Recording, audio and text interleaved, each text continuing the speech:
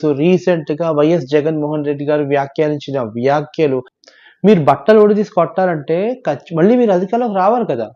అధికారంలోకి వస్తేనే కదా మీరేమైనా చేయడానికి ఉంటది. కానీ అధికారంలోకి వచ్చిన తర్వాత ఎందుకు ఇప్పుడే బట్టలు ఉడదీయొచ్చు కదా! ఎందుకంటే మీకు పవర్ లేదు. సో అది కూడా అంతే. పవర్ వచ్చిన తర్వాత మీరేమో చేయొచ్చేమో. కానీ మీకు అర్థం కాని విషయం ఏంటంటే మీరు పవర్‌లోకి మళ్ళీ రాలేరింకా. మీరు మాత్రం తెలుగుదేశం పార్టీని ఏ రకంగా అరెస్ట్ చేశారో, ఏ రకంగా బాధపెట్టారో మీకు తెలీదా?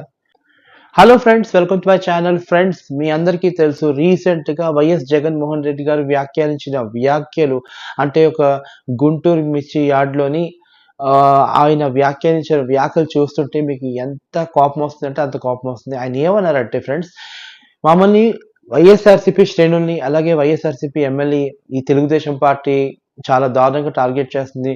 మీరు ఎంత టార్గెట్ చేస్తారో మేము కూడా రేపన్న రోజు ఉంటది.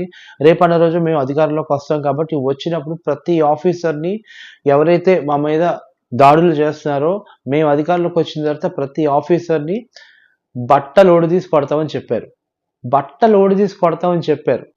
మీరు బట్టలు ఊడదీసి కొట్టాలంటే మళ్ళీ మీరు అధికారంలోకి రావాలి కదా! అధికారంలోకి వస్తేనే కదా మీరేమైనా చేయడానికి ఉంటది. కానీ మీరు అధికారంలోకి వచ్చే అవకాశమే లేదు. అవకాశమే లేనప్పుడు ఇంకేం బట్టలు ఊడదీస్తారో నాకైతే అర్థం కాలేదు. కానీ ఒకటి ఫ్రెండ్స్, ఇప్పుడు ఫర్ ఎగ్జాంపుల్ 2014లో చంద్రబాబు గారు గెలిచారు. Chandrababu is the king of Andhra Pradesh. Okay. CM. Okay. ఆయన ఏం చెప్తే పోలీసులు అదే వినాలి. దీని తర్వాత 2019లో వైఎస్ జగన్మోహన్ రెడ్డి గారు సీఎం అయ్యారు. అంటే సీఎం అంటే ఏంటి? 2019లో సీఎం అంటే ఆయన 2019లో కింగ్ ఆఫ్ ఆంధ్రప్రదేశ్ అనమాట. రాజు. ఓకే. సో ఆయన ఏం చెప్తే పోలీసులు అదే చేయాలి. గవర్నమెంట్ ఆఫీసర్స్ అదే చేయాలి. మీరు మాత్రం తెలుగుదేశం పార్టీని ఏ రకంగా అరెస్ట్ చేశారో, ఏ రకంగా బాధపెట్టారో మీకు తెలీదా? ఇప్పుడు 2024 వచ్చింది. మళ్ళీ చంద్రబాబు నాయుడు గారు గెలిచారు. సో ఈసారి ఏంటి? ఈసారి ఆయన రాజు కాబట్టి ఆయన ఏం చెప్తే అదే చేయాలి. సో మీరు అధికారంలోకి వచ్చిన తర్వాత బట్టలు ఉడదీసి ఇవన్నీ మొత్తం కొడతాను, లేకపోతే ఇంకేదేదో ఏంటంటే చాలా ఏడిపించేస్తాను అంటే మాత్రం ఎవరు ఏం చేయలేరు.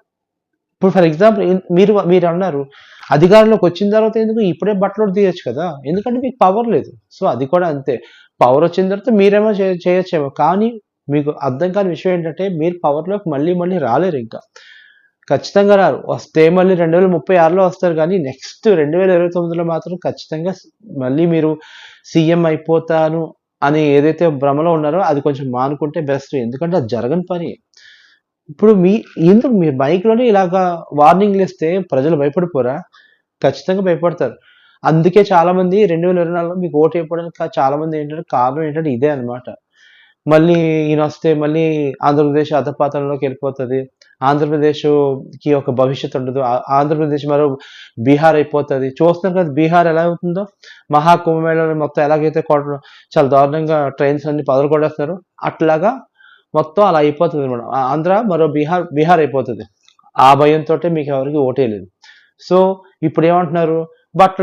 నేను మళ్ళీ అధికారంలోకి వచ్చిన తర్వాత అందరిని ప్రతి ఆఫీసర్‌ని బట్టలు ఊడదీసి కొడతా అని చెప్తున్నారు. కానీ బట్టలు ఊడదీయాలంటే మీరు మళ్ళీ అధికారంలోకి రావాలి. అది మీకు జరగని పని కాబట్టి ఆ వ్యాఖ్యలు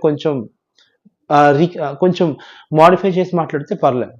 ఇక్కడ ఆఫీసర్స్‌ని ఆళ్ళని ఇలాగా నొప్పించి మాట్లాడితే ఈవెన్ ప్రజలు కూడా అందరూ చూస్తున్నారు. ప్రజలు ప్రతి మనిషి ప్రతి ఒక్కళ్ళు చూస్తారు మీరు మాట్లాడే మాటలు కాబట్టి. సో ఖచ్చితంగా కొంచెం జాగ్రత్తగా మాట్లాడితే మేబీ కొంచెం ఈసారి 11 సీట్లు కాకపోయినా కనీసం 30, 40, 50 సీట్లొస్తాయి. కొంచెం మీకు గౌరవం వస్తదని చెప్పి నేను అంటున్నాను. So thanks for watching my channel and please subscribe my channel KV talks. By.